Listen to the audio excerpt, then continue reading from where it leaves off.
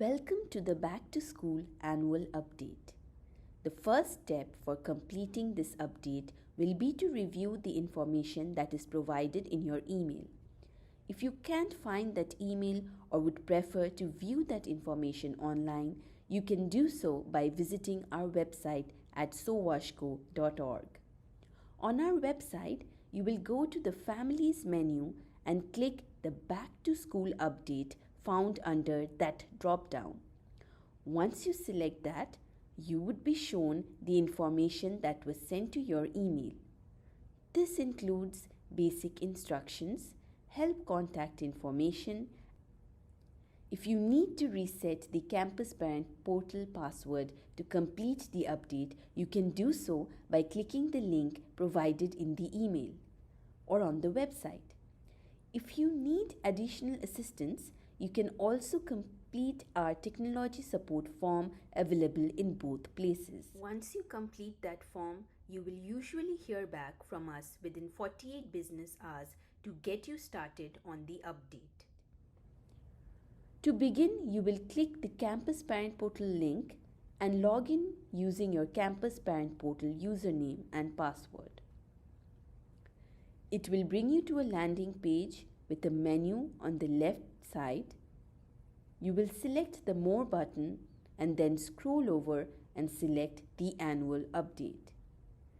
For you, it will typically say Not started yet for your status, giving you the option to start.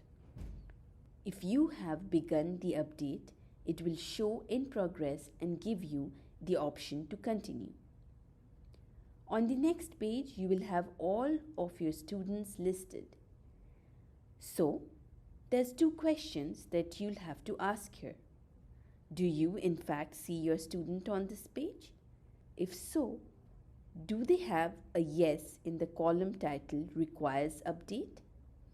If so, then you're okay to continue. If not, please reach out to our Department of Student Information at 651-425-6328 or email at enroll@sowashco.org. If you're ready to go, then you can select the button that says Begin. That will bring you to a page with registration offered in different languages. Please click on your preferred language and click Begin. I will pass it over to James to show you the step-by-step walkthrough of how to complete the annual update once you have begun the section online. Anytime you see a red asterisk in a field, that indicates a required piece of information. And the very first thing we need is your primary phone number. This will be the phone number that gets district calls regarding updates, announcements, and emergencies. We also would like your home address.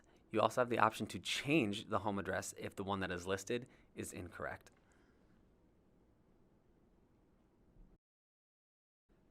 Next, we'll move on to the parent and guardian page.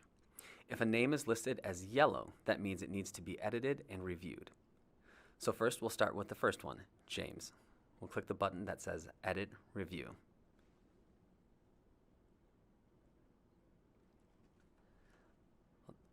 I'm filling this out for myself, so I'm going to go through and make sure that my information is correct. If something on this page is not correct, once again, I would reach out to our Student Information Department by the phone number or enroll@sowashco.org. Please ensure that the address listed for this guardian is correct. Next, we'll update phone numbers and email address for this parent or guardian. Please know that it is an option to select Has no email if you wish to not receive emails or do not have an email address. Next, we're looking at impact aid for families that are in the military. For those that are not, you can select No and move to the next step. However, if this particular parent or guardian is part of the military, select Yes and then complete the information in the remaining fields, such as military branch, status, and start date. This completes the review for the first parent or guardian listed. And as you can see, my name is now no longer highlighted. So we can move down the list to the next highlighted name. You also have the option at the bottom of the screen to add a new parent or guardian. Once all parents and guardians have been edited and reviewed, you can press the button that says Save/Continue at the bottom of the screen to move on to the next section, which is Emergency Contacts. Much like the Parent-Guardian section, all of the emergency contacts that need to be edited or reviewed are highlighted in yellow. So we'll start with the first one, John. You also have the option at this point to remove this emergency contact for the students in this household. We would urge you to remove an emergency contact that does not have a valid phone number in case of emergencies. In this case, this emergency contact does have a valid phone number, so we can move to the next step and review the phone numbers that are listed. This is also the opportunity to update this emergency contact's email address and address. And while these two pieces of information are not required, the more ways we have to get a hold of an emergency contact, the better. When the first emergency contact has been fully reviewed, please check for the others and make sure that all of their information is correct, or add new ones if you need. Next, we'll move on to other household members. This is any child under 21 that is in your house that was not listed on that first page, or a child that is not currently enrolled in our schools. This would be the time to add them. Now we'll move on to the students. Much like the parent-guardians and the emergency contacts, any students that need to be edited and reviewed will be highlighted in yellow. So we'll start with the first one on the list, Henry. On this page, I can confirm the information. However, any other information that needed to be changed on this page would have to be done with our Student Information Department at the phone number mentioned earlier or at enroll@SoWashCo.org. Next, we'll move on to the race and ethnic background of the selected student. Please know that for American Indian or Alaska Native, Asian, Black or African American, and Native Hawaiian or other Pacific Islander, you will be asked to give more specific ethnic or nationality information. You may also decline to indicate. You will not be able to move forward until something is filled in that field. Next, we're going to move on to housing. This is for students who may be experiencing home insecurity. If a student is not homeless, then you can select no and move forward. However, if a student is homeless, you can select yes, and there will be some additional questions regarding the student's housing status. The next few pages are regarding the relationships of the parents and guardians, emergency contacts, and any other students that are listed. You can also select the contact sequence. For instance, James is listed as the father and is listed as contact sequence number 1. That means he would be contacted first in case of an emergency or communication. Please ensure that the relationships are up to date, and know that you can also check the box that removes this person from the relationship with the student, and they won't be contacted in case of emergency. This also goes for any siblings or other household members. You can select a relationship or select no relationship.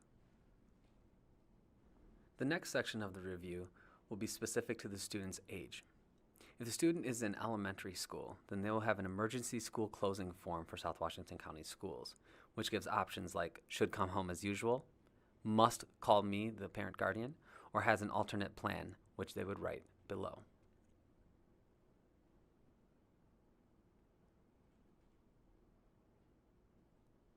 I'm selecting should come home as usual, which brings me to health services, medical.